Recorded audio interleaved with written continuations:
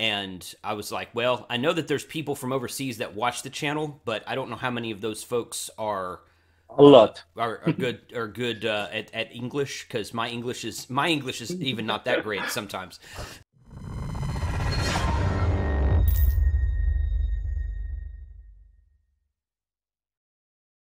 Polish amateur radio operators have set up Winlink nodes on 3 different bands on the HF spectrum to assist with Ukrainian refugees and traffic passing in and out of the area during the Russian invasion of Ukraine.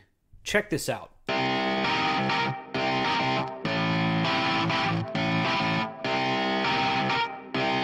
Shut up and sit down. Ham Radio 2.0 reviews, news, how-tos of things that are new in amateur radio. So last week I put up a video about the Russian invasion of Ukraine, and we're going to talk a little bit more about that. I'm working on 2 new videos that kind of talk to that point a little bit further, and this video is the first of those 2. I posted about the Polish Amateur Radio Club. They have a name, and I'm not going to try to butcher it because there's no way I could pronounce it. But they commented on my video and they said, oh, hey, they shared this link and they said, thank you for sharing this and blah, blah, blah.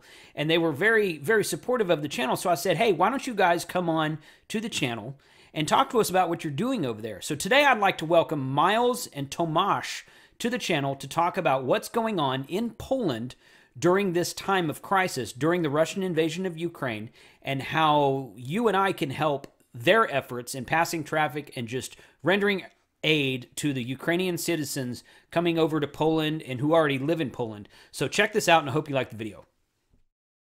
So we got Miles and Tomasz here with and I'm going to let you say the name of the Polish Amateur Radio Club, because it was this, the third word was this big long word, and I wasn't going to even try it. So go ahead. Tomasz? Okay. In Polish is Masowiecka Amatorska Sieć Ratunkowa. So in English, it will be Masovian Amateur Radio Network.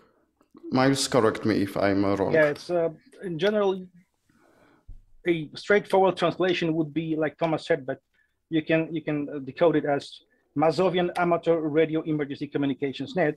Okay. Mazovia is our voivodeship, that is an equivalent of state. Okay. That is the central and the biggest state in Poland, so where the capital is, and okay. Quite huge territory. Of course, not comparing to Texas, but well, that's okay. For European standards. Right. Yeah. Okay. So that's basically the name of your state or your region where you are right now. Okay, and it's the Amateur Radio Society over there. Okay. Good. So and not the Amateur Radio Society. It's a club focused on MCOM. But to the introduction, Tomasz is the coordinator of the club. I resigned after 6 years last year when my baby girl was born in late 2020. So I have other duties now. But Tomasz took over. He is very prominent in the club. Good. And the election were in his favor. Good. And I can say without any problems that Miles is my ex-coordinator, of course. Okay. Well, that sounds a lot like the way amateur radio clubs work over here as well. So yeah, I completely understand that. Okay, so tell me. All right, so you guys have set up Winlink server. Did you have Winlink server set up prior to this current event? In 2018, Miles came to me with a thing. Hey, let's create some Winlink server. And in 2018, I have created that Miles has tested. And from this time to now, we are trying to keep and still working the Winlink server. And in this time, we are also watching the Winlink. It is working correctly, and every day we are testing the connection to be sure that if something goes wrong, I can go to my car, go to the place where Winlink is physically, and try to repair if something went broken. Gotcha. Okay. Well, the history is more or less like Thomas said. Mm-hmm. I was the one who planted the seed. Tomasz is an IT specialist. I'm a total blonde when it boils down to all those electronics, IT stuff, and things like that. Other club members donated everything from a transceiver, it's a TS480, to other stuff. Tomasz donated quite a lot. And it was the first Polish Winlink ever. Oh, okay. So after that, others followed, and I was the one pushing forward the idea of using Winlink during exercise and all sorts of MCOM activities that we conduct. And the fact is that well, we did have some resistance, but after some tests and exercise, people turned out that they like the idea. Yeah. So there are other Winlinks right now in Poland, on 160, on 20 meters, on 30 meters even. Well, the ones on 160, the one on 160 is 24/7. There's another one on 80 and on 20 and 30 meters, and they are there depending on the time of day. Okay. Right. Yeah. Propagation on what band it is. That makes sense. Okay. So when the Russian invasion of Ukraine happened a week or so ago, the way I got wind of your involvement was through a news article website over here saying that your club had made available your Winlink nodes and servers so that traffic could be sent into and out of Ukraine and even Poland, because you guys are accepting refugees over there in Poland right now. Is that correct? Tomasz, Yes. do you want to continue or do you want me to? Miles, please first. Okay. Your Tomasz English will is have quite to- better. Tomasz will have to hold my horses sometimes because he's more of a agreeable person. I'm the kind of guy who goes flashback and go. Yeah. I got it. The communique you've read was written by me, and it was published on Polish Amateur Radio Union Facebook page. Though we are not members of the Polish Amateur Radio Society, of the PZK, but we are open to cooperation. There are 3 prominent nets, MCOM nets in Poland right now, and that are working together to create a separate organization. So we decided that it's in interest of everyone to cooperate on that matter. And we have right now over 300,000 refugees here in a couple of days. Wow. And you just cannot imagine the grassroots movement that is going on here with help for the refugees. And if you would like me to expand that, I can of course go on. Yeah, I think that I think the purpose of the video I released last week was to let everyone know, or to talk about it, and I only talked about like 4 different aspects of it, and since then I've learned a lot more. I'm actually working on a second part to the video. So, but the purpose of the video was to show how amateur radio was being used to help in the current situation over there. So yeah, and that's all part of it. Because you guys are part of the relief effort over there. So yeah, if you want to expand on that, go ahead, Jason. Well, back to that Winlink first. Sure. It was almost the moment the Russians invaded that we've contacted the Ukrainian Amateur Radio League to inform them, and well, it's also all up to them to be prepared. Right. But they got that info in English and in Polish and in Ukrainian. Bear in mind that we already had about 2 million Ukrainians in Poland prior to the invasion. Lots of them from the Donbas region that was invaded in 2014. But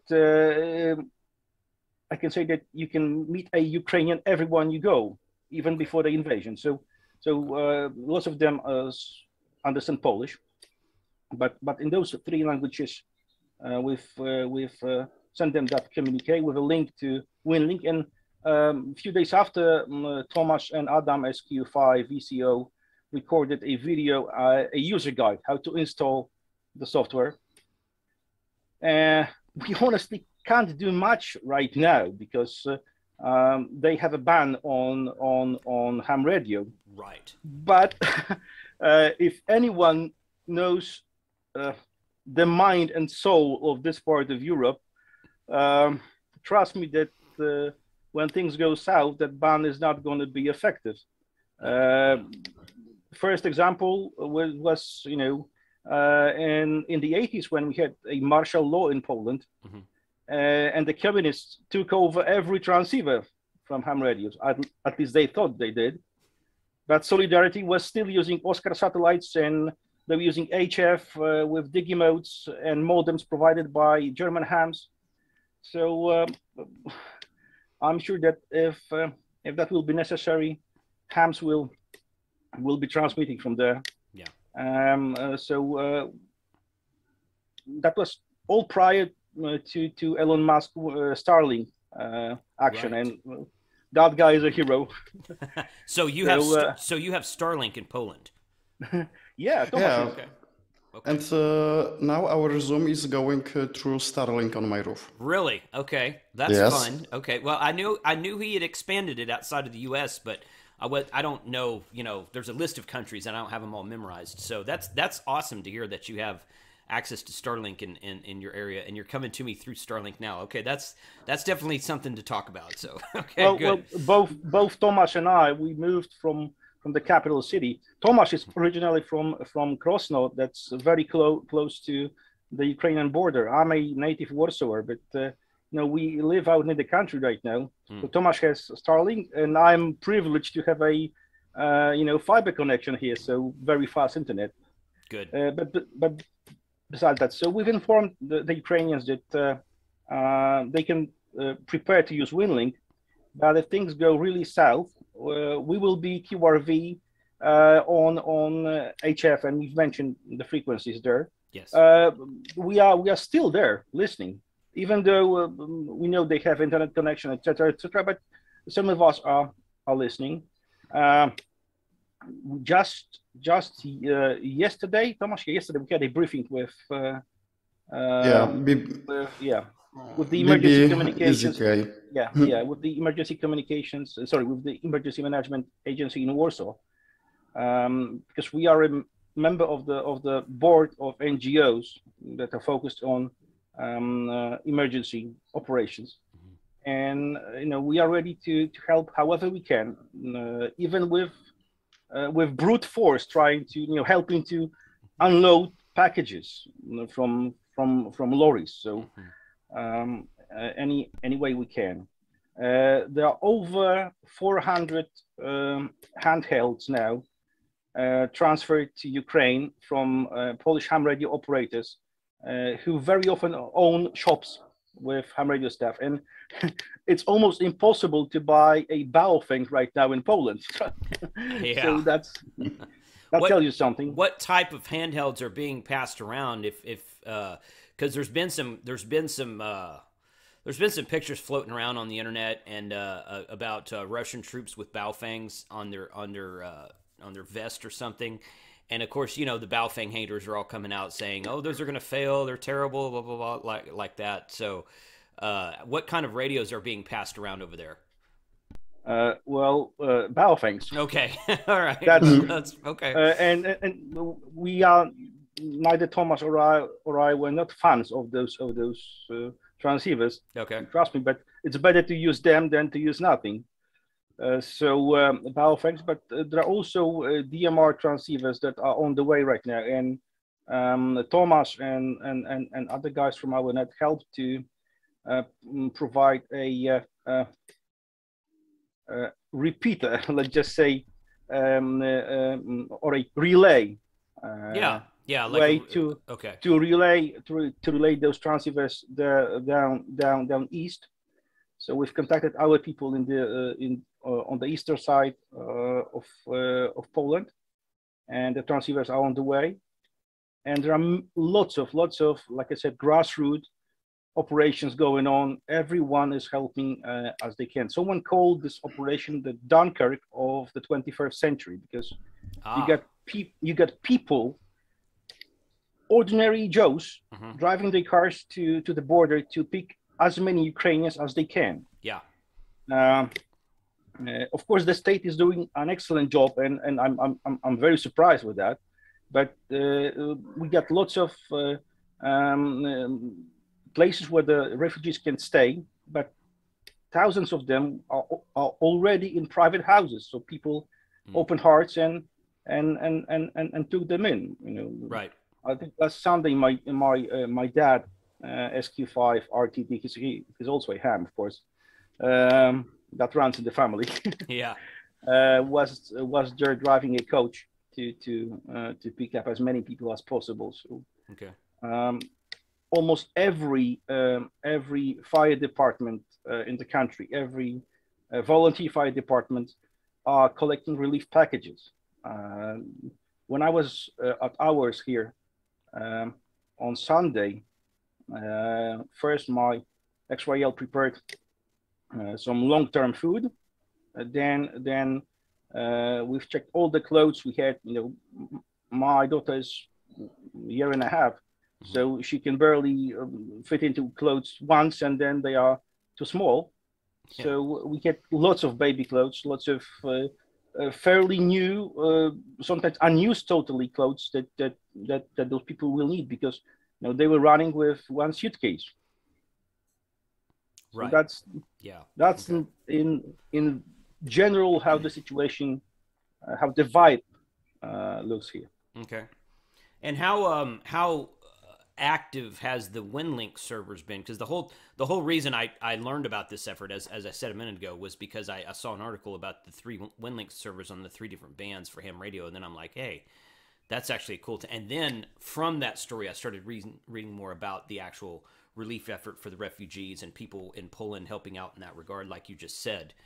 So how active have the Winlink systems been since you guys have made the announcement that they're available for this type of traffic? For that, I don't have any statistic for now, because also in a private job and my private time, I have a lot of things to do. So I can provide you later statistic about Winlink usage. But looking at the statistic from the last year, as I remember, it was about 3 to 4 connections per day. Maybe it's not a lot, but we can imagine that one connection is one saved people. So probably in this time, if Ukraine will be switched out from the internet or GSM connection, we will see on the Winlink more active, more traffic. Oh, more traffic. Yeah, yeah. No, you're doing fine. You're doing fine. So the internet. So some people have, okay. So I talked about how the fact that the Ukraine has, I guess, forbidden is the correct term. The Ukraine has forbidden the use of ham radio transmissions out of the Ukraine after the invasion started. But and we've talked about that a little bit on some other channels I'm on. But is the internet in the Ukraine been restricted in any way, or do they still have full internet access over there like they did before? As I know, the Ukrainian people got internet access without any problem for now, but there was attack from Russia on BGP or SS7. SS7 is used in GSM connection, GSM audio connection. So internet for now is working, because we can see video and information on Twitter, Facebook, what is happening really in Kyiv, really in Ukraine. But I assume that probably in 1-2 weeks, there can be some more problems with the internet, because Russia that invades Ukraine see that, every part of the world is seeing what is really happening. We need to cut off any information. Yeah. So probably it can be the next step. Yeah. They are losing the propaganda war on that field. Right. But let me just mention that because I also read a lot on the net of people saying, "Oh, the Winlink is not necessary. It's not necessary. They got internet connection." Yes, we do know that we are far away from saving the world, yeah. but that's not the point. Mm-hmm. People fail to grasp the true point. The true point is an alternative. Contrary to many folks in the West, our part of the world has some different experiences. And Tomasz is a bit younger. I remember very well past system, and my father was a courier for the Solidarity. So let's just say that I grew up in a very political family, where my dad was tortured, etc., etc., etc. My grandma was imprisoned for the radio solidarity transmitter. So radio runs in the blood.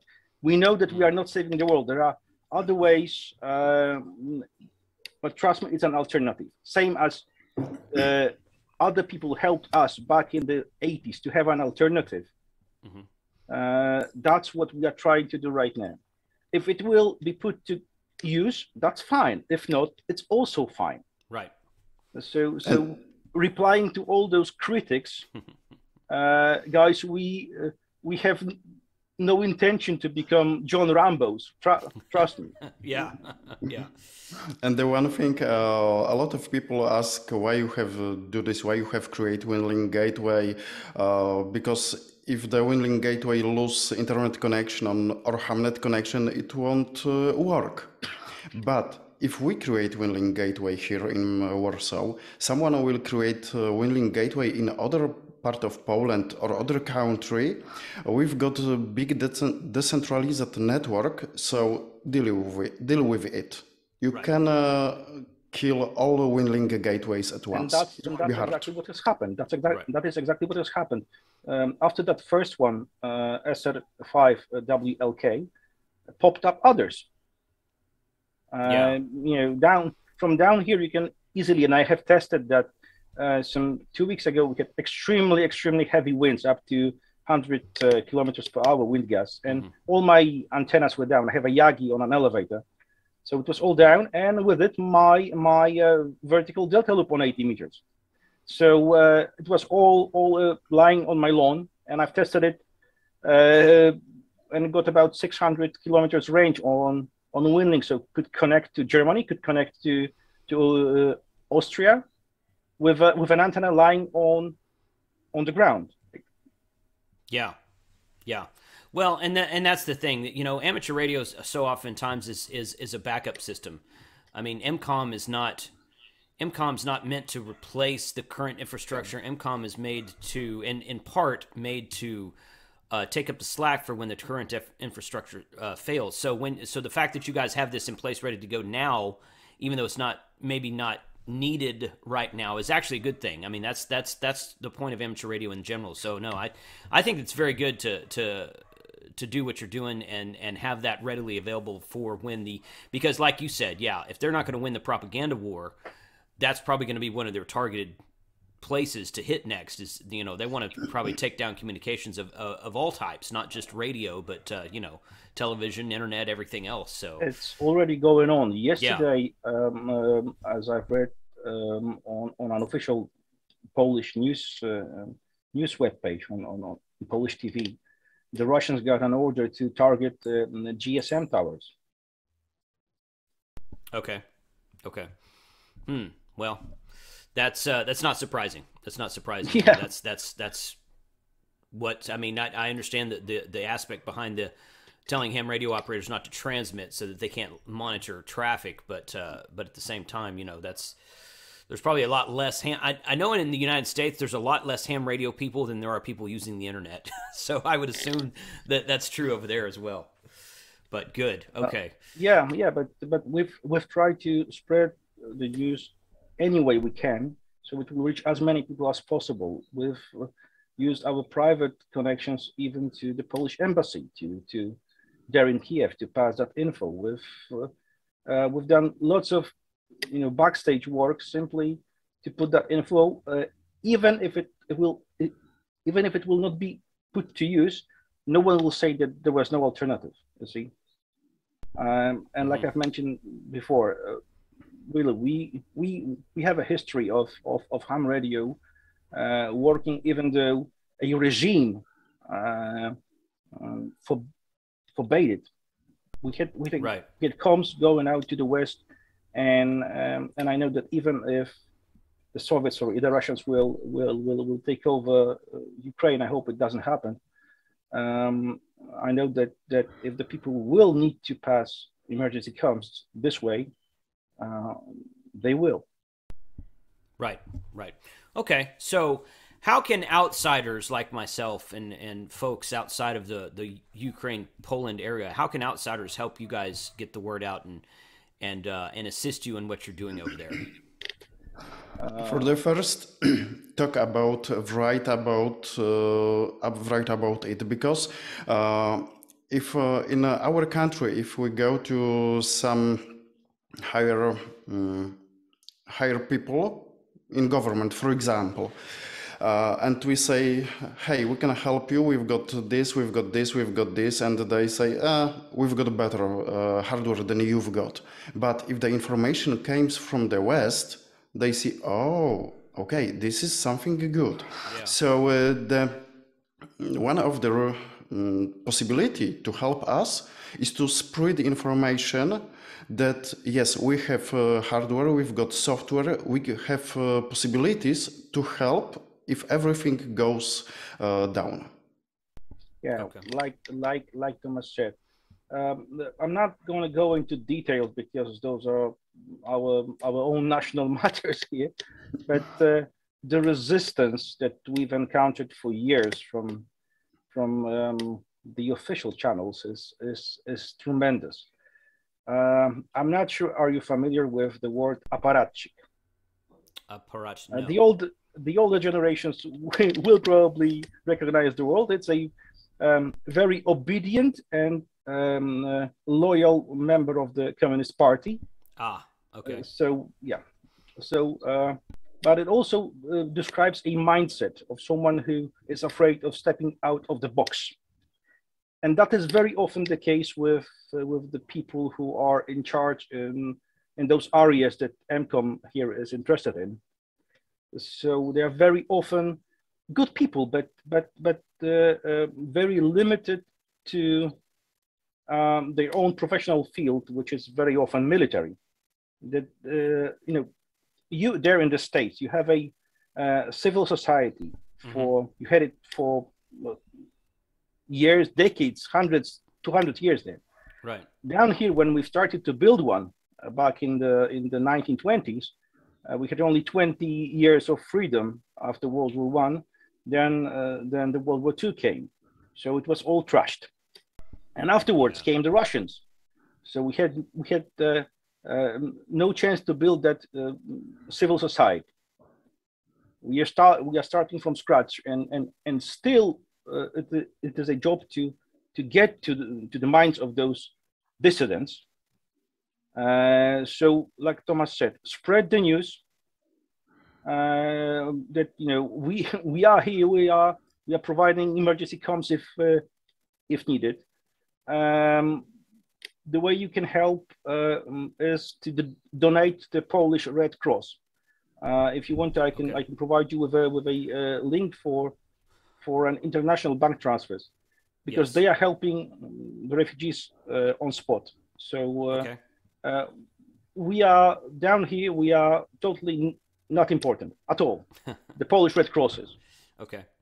So that should be the main focus. Okay. Yeah. If you'll send me a link to that. Yeah. And also a link to your I assume you have a website for the Polish Amateur Radio Club it's Mike Alpha Sierra Romeo Papa Lima. Okay. Our call sign is SP5 MASR, Mike Alpha Sierra Romeo. Okay. Which stands for Masowiecka Amatorska Sieć Ratunkowa, the first letters. Okay. So it's MASR.pl. MASR.pl. Yeah. Okay. Yeah, it's of course in Polish. Yeah. But just at the beginning, you've mentioned that you are impressed when people speak foreign languages. Yes, yeah. So Polish, we could be the Eastern European Navajo code talkers with our native language. So trust me, English is not that difficult. Navajo code talkers. There's one I recognize. Okay, good. Yeah, and you know what? And Google Translate does a pretty good job. It's not perfect, but it does a pretty good job if you want to go to like a Polish or even a Ukrainian or Spanish website and do the Google Translate thing on the webpage, it gets you there 80 to 90% of the way. So that'll work too. So yeah, I will provide links to everything we just talked about in the description below so that people can click on that. Miles and Tomasz, thank you very much for your time today. I would like to get you guys, fingers crossed, this war invasion. I called it a skirmish and a conflict in my first video, and people said, not a conflict. "No, it's a war. It is a war." I also called it an invasion, and people kind of glossed over that. I'm a political scientist by my BA and MA, and I specialized in civil defense and national security. Though my line of work is totally different than my degrees, but trust me, it's not a skirmish. It's a full-on war, and you can compare it to Manchuria in 1931. Mm-hmm. That was the real start of the World War II. Right. You have the real start of the World War III right now. Yeah. And what I urge people in the West to understand, because they often fail to do so, is that it's not some kind of local war. It's the war for the gateway to Europe. Correct. If Ukraine falls, then Russia is for the Baltic states, for Lithuania, for Latvia and Estonia, and then it's time for us, for Poland. Right.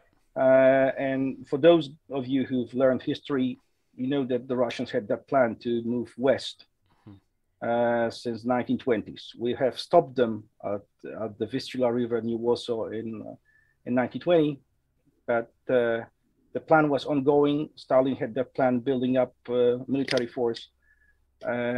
So I do believe that it's an ongoing plan, right? And the people in the West very often fail to understand that. I know why, because you guys were involved in so many wars in recent years that people are lost and simply don't trust the media. Well, the media. I don't blame them. Yeah. No, the media over here is these days is very famous for giving you half truths or just plain old false truths. So one of the reasons why YouTube is so popular, although there's a lot of false information on YouTube also, so you kind of have to do research from multiple areas these days. But no, I don't blame you at all. It's definitely a war. It's definitely an invasion. It's definitely an attack on the sovereignty of Ukraine. So write your congressman. That's also one of the ways you can help not only the people of Ukraine but yourselves too, because don't think that it's not going to hit you hard in a year, 5 or 10 years. Right. So write your congressman, put pressure on your authorities to get involved more, and maybe, just maybe, we'll be able all to stop that madness. Right. And what I can recollect is that it very much resembles the mid-30s, when Poland was urging the West to have a preventive strike on Germany, because we smelled from a mile away what's going on. Guys, if you live down here, you can first of all smell a Bolshevik from a mile away, and then smell that the guys on the west side are doing something fishy. So we've asked the West to have a preventive strike, but they said that we are warmongers, that we are not right. And it was exactly the same this time. Yeah. For years now, Poland warned the West that the European Union did not care about any single word we said. So right now, it's about time to wake up. And trust me, those guys in Moscow, they do not have problems figuring out what their gender pronouns are. It's very brutal, but politics is about power and strength, and treat Russia as a predator. When they saw weakness in our Western world, they've decided to attack. And if any one of you read Samuel P. Huntington's Clash of Civilizations, I think that was the English title, written over 30 years ago, it's played out quite well. Yeah. Well, we saw how the German invasion of Poland went in the 1930s, and we certainly don't want that to happen again. So, But what I was going to say was, fingers crossed this will be over quickly and in a positive manner for Ukraine. But if this continues on, I would like to get you guys back onto the show in another 2 or 3 weeks, maybe a month, to give us an update on how things are going on over there and what the current state of affairs is. So, but I thank both of you for your time today and ask that you guys stay safe out there, and be sure to definitely send me links to the Polish Red Cross. We'll do so. Wherever else you might think that you want me to share over here, I'll be happy to do it. Jason, first of all, thank you very much. It's an honor to be here. All the best to you and yours, and of course the viewers, first of all. Yeah. And we will provide you with the links. Anytime you want us back, we will be here. Okay. And if you find it suitable for your channel, there are words I'm going to say that I never thought that I will say as a grandson of someone who survived the Volhynia massacre. Mm-hmm. But Slava Ukraini. Understood. Okay. Well, once again, thank you both for your time today, and we wish you well and wish you safety in the future. Thank you. Mm-hmm. Bye.